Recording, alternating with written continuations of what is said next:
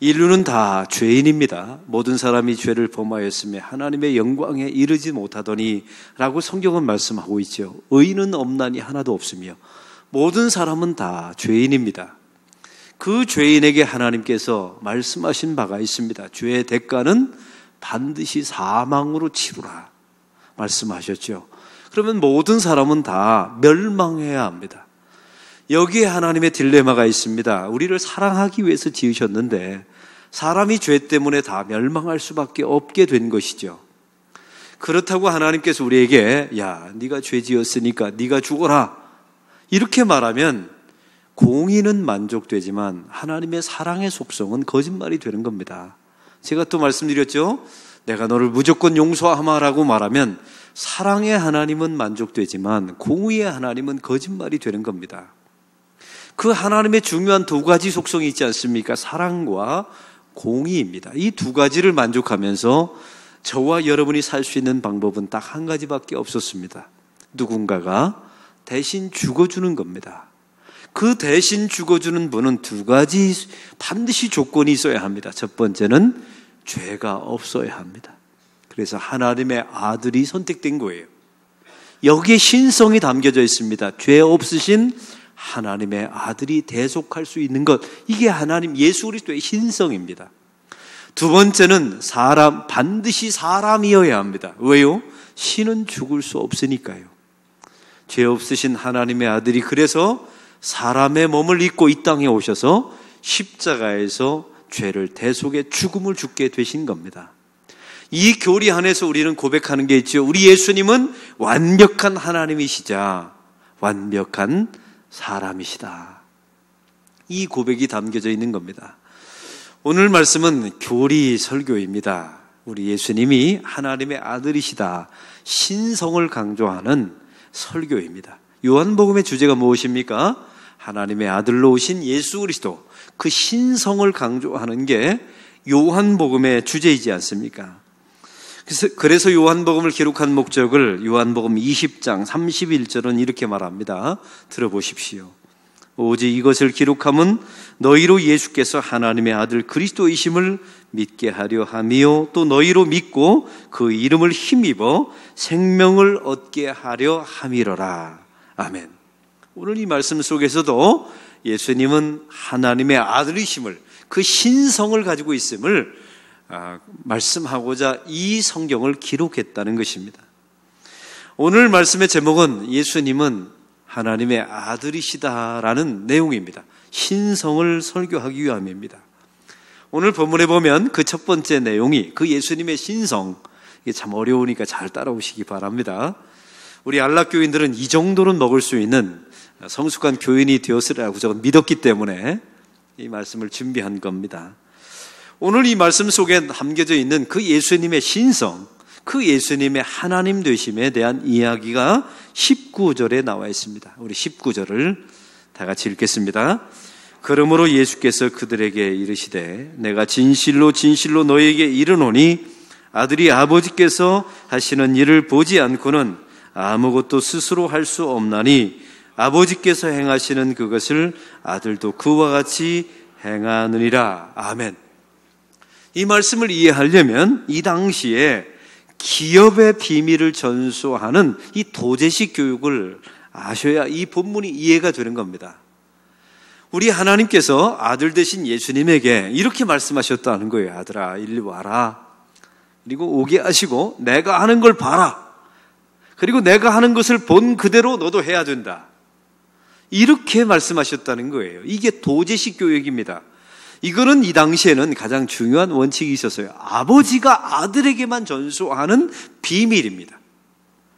여러분, 이것을 이 비밀, 이 전술, 이 기술을 익혔다는 것은 내가 저분의 아들이라는 상징이었던 거예요. 그 비밀을 압니다.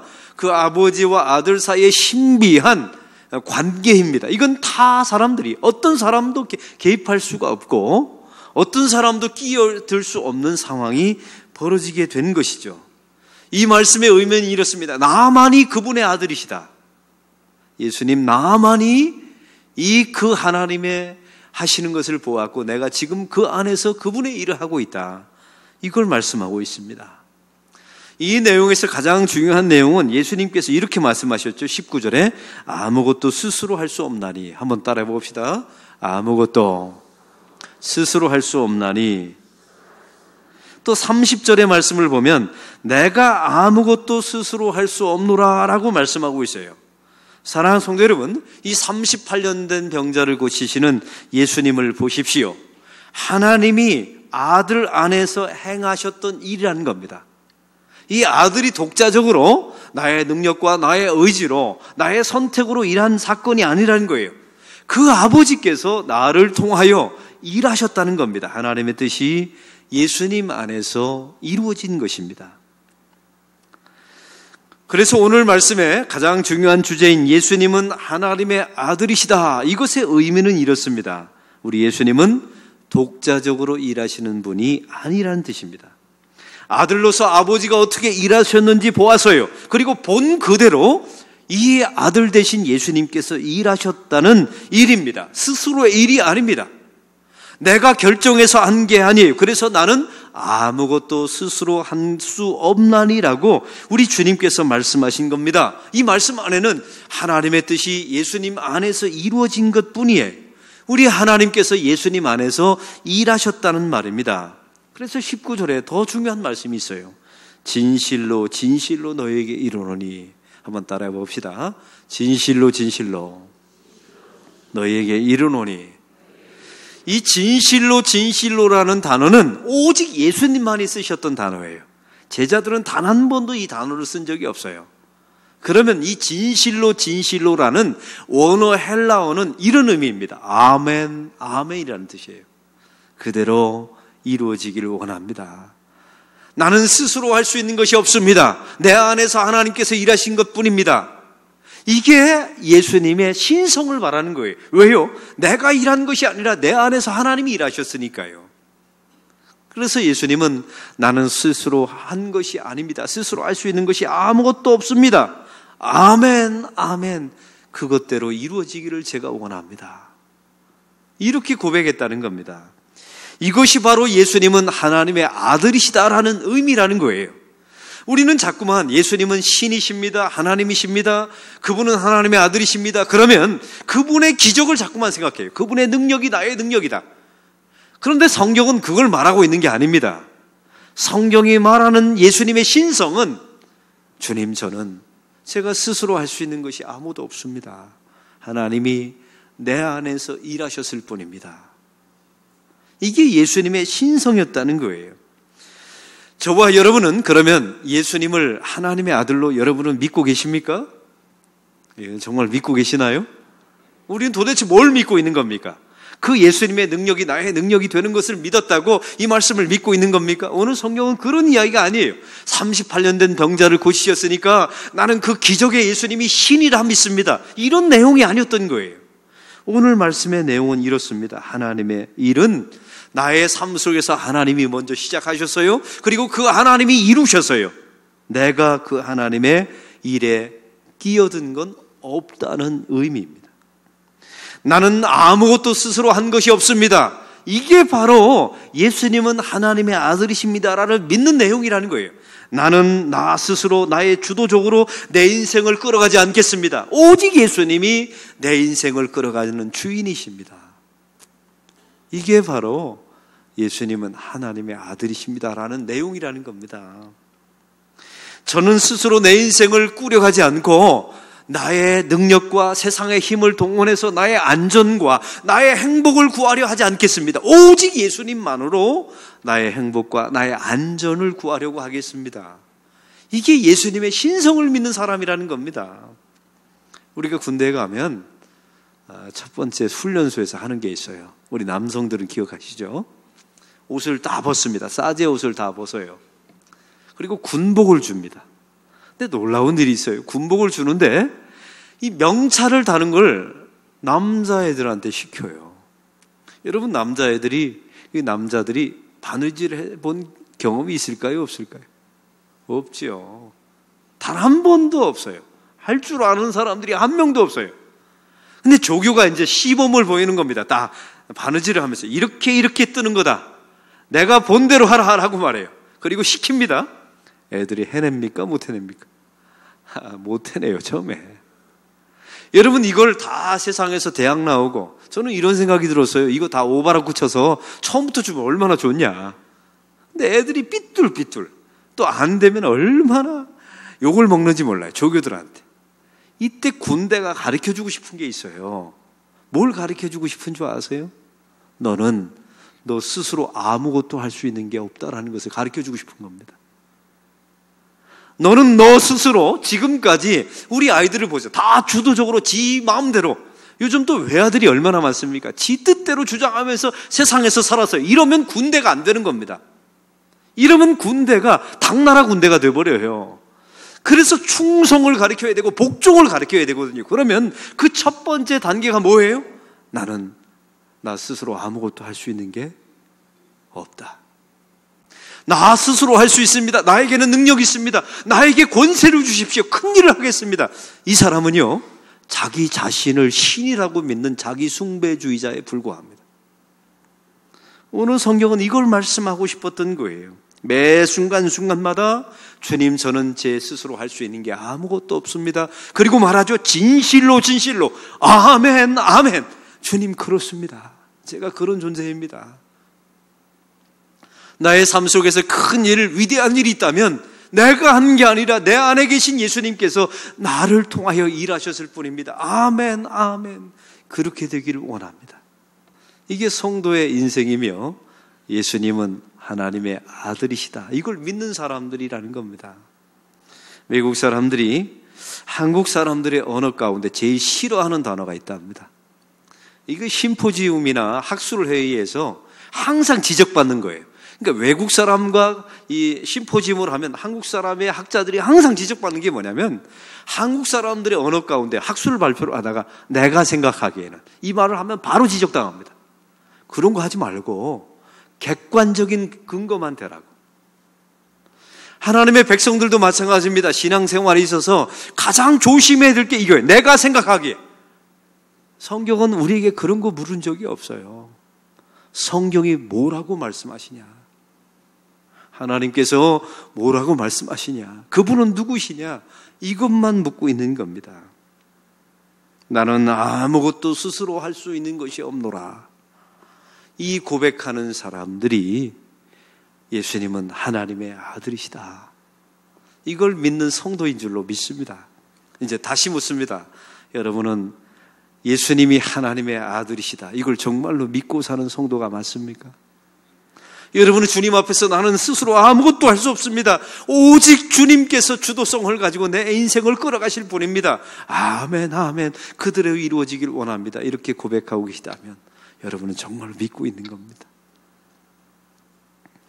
오늘 성경에 그러면 우리 하나님께서 아들 안에서 일하신다라는 내용이 나와 있죠. 그러면 그 일이 무엇일까요? 오늘 20절에 보니까 하나님이 아들에게 더 큰 일을 보이시사라고 나와 있어요. 한번 따라해 봅시다. 더 큰 일을 보이시사. 여러분, 하나님께서 그 아들 안에서 더 큰 일을 보이시고 하게 하시는데 두 가지입니다. 그 첫 번째가 21절에 나와 있습니다. 다 같이 읽겠습니다. 아버지께서 죽은 자들을 일으켜 살리심같이 아들도 자기가 원하는 자들을 살리시느니라. 이게 구원의 일입니다. 하나님께서 아들 안에서 하시는 첫 번째 일은 구원하시는 일. 두 번째 22절을 읽겠습니다. 아버지께서 아무도 심판하지 아니하시고 심판을 다 아들에게 맡기셨으니. 두 번째 일은 심판하는 일입니다. 하나님의 아들이 하시는 일이 있어요. 아버지께서 하시는 일을 보아서요. 그리고 그 일을 아들에게 맡기셨는데 그것은 무엇이냐면 구원과 심판의 일입니다. 이 말은 이거예요. 구원과 심판은 오직 예수님만 하시는 일입니다. 우리는 그 일에 끼어들 수가 없어요. 우리는 그 일에 관여할 수도 없습니다. 우리가 구원을 받았다고요? 그러면 그 일은 오직 하나님의 아들께서 일하시는 일입니다. 그리고 그것을 우리는 은혜라고 우리는 받아들입니다. 할렐루야. 오늘 성경에 보십시오. 38년 된 이 환자에 이어지는 내용입니다. 이 사람은 누구를 상징하는 사람이었다고요? 율법주의자입니다. 유대인들. 이 사람들은 항상 생각하는 바가 있었죠. 내가 무엇인가를 열심히 해서 나의 구원을, 나의 영생을 얻으려 했던 사람들이에요. 나는 스스로 할 수 있는 것이 아무것도 없습니다 라고 고백하는 사람들이 아니었어요. 이 사람들은 세상의 힘과 세상의 능력을 동원해서 자기의 안전과 자기의 행복을 구하려던 사람들이었습니다. 이 사람들은 큰일을 행한다고 날마다 말했죠. 성전을 지으면서 이건 큰일이다. 제사를 드리면서 이건 큰일이다. 하나님 앞에 헌금하면서 이건 큰일이다. 이렇게 말했어요. 그런데 이들이 결국 예수님을 십자가에 죽였습니다. 여러분 좀 이상하지 않습니까? 그들은 성전을 짓는 일을 큰일이라고 생각했어요. 어린 양을 하나님 앞에 날마다 바치는 것, 6월절이 되면 수십만 마리를 바쳤죠. 그게 큰일이라고 생각했어요. 그런 사람들이 다 예수님을 십자가에 죽였습니다. 도대체 어디에 문제가 있었던 겁니까? 오늘 성경이 말하는 큰 일은 하나님이 성전을 짓고 교회를 짓고 어린 양의 제사를 드리고 안식일을 지키고 이런 내용이 아니었던 거예요. 성경이 말하는 가장 큰 일은 예수님께서 구원하시고 심판하시는 유일한 분이시니까 그분을 내가 믿는 것이 큰 일입니다. 할렐루야. 이게 바로 예수님은 하나님의 아들이시다라는 것을 믿는 내용이에요. 우리는 교회 안에서 가장 힘든 분들이 있어요. 일하다 보면 필요하기도 하지만 힘든 분들이 있어요. 너무 열심히 일해요. 열심히 일하고 교회 짓는 것, 봉사하는 것, 헌금하는 것, 봉사 다 해요. 근데 이분들 안에 무슨 고백이 없냐면 나는 내가 스스로 할 수 있는 것이 없습니다. 이런 고백이 없어요. 이런 분들은 내가 무엇인가를 한다고 해요. 그리고 하나님 앞에 내가 큰일을 했다라고 말하죠. 이런 분들이 사실 교회를 힘들게 만듭니다. 여기는 이유가 있어요. 성경이 우리에게 요구하는 것은 큰 일, 우리가 세상적으로 보이는 가시적이며 물량적인 큰 일을 하는 것을 주님께서 큰 일을 말하신 게 아니에요. 성경이 말하는 큰 일은 예수님께서 행하셨던 그 구원과 심판, 그건 오직 예수님만 하셨던 거군요. 그것을 오직 주님만이 하실 수 있습니다 라는 것을 믿는 것이 우리의 큰 일입니다. 그리고 나는 그 구원과 심판에 기여한 바가 없습니다. 내가 받은 은혜는 오직 예수님의 은혜로 받은 것입니다. 주님, 저는 어디에도 이 두 가지 주제에 관해서는 구원과 심판에 관해서는 끼어들 틈이 없습니다. 이걸 고백하는 것이 성도의 큰일입니다. 사랑하는 성도 여러분, 이제 묻습니다. 여러분은 정말 주님께서 말씀하시는 그 큰 일을 행하고 계십니까? 교회 안에서 사람들 눈에 보기에 큰 일을 행하겠다는 생각을 버리세요. 하나님 그런 사람 사용하지 않습니다. 오늘 이 말씀처럼 예수님이 하나님의 아들이시다라는 것을 믿는 사람은 첫째, 나는 주님 앞에 스스로 할 수 있는 것이 없습니다. 내 안에 계신 주님께서 일하실 뿐입니다. 아멘, 아멘. 그대로 이루어지기를 원합니다. 심지어 그 십자가 밑에서 그 엄청난 구원과 주님의 심판 앞에서 주님, 저는 제가 바보입니다. 제가 기여한 바가 없습니다. 그 심판과 구원은 오직 예수님만이 행하실 수 있습니다. 저는 그걸 믿습니다. 이게 큰 일을 행하는 성도입니다. 그 사람만이 예수님이 하나님의 아들이십니다. 이걸 믿는 사람이라는 거예요. 우리는 자꾸만 착각해요. 능력을 행하는 예수님을 바라보며 기적을 행하는 예수님을 바라보면서 믿습니다. 이렇게 믿는 게 신앙인 줄 알아요. 여러분, 성경 그 사람들은 다 예수님을 죽였다니까요. 기적을 보았던 사람들, 표적을 보았던 사람들, 표적만 보았던 사람들은 다 예수님을 십자가에 살해해버렸어요. 왜요? 예수님이 결국 무능력하게 끌려갔거든요. 내가 원하던 메시아는 저런 분이 아니다 라고 예수님을 죽이라고 말하지 않습니까? 사랑하는 성도 여러분, 다시 한번 점검합니다. 예수님은 하나님의 아들이시다. 이것은 예수님이 행하신 기적을 믿습니다. 이런 내용이 아니었던 거예요. 예수님이 38년 된 병자를 고치신 것을 믿고 그것이 나의 기적이 될 줄로 믿습니다. 이런 내용이 아니었던 겁니다.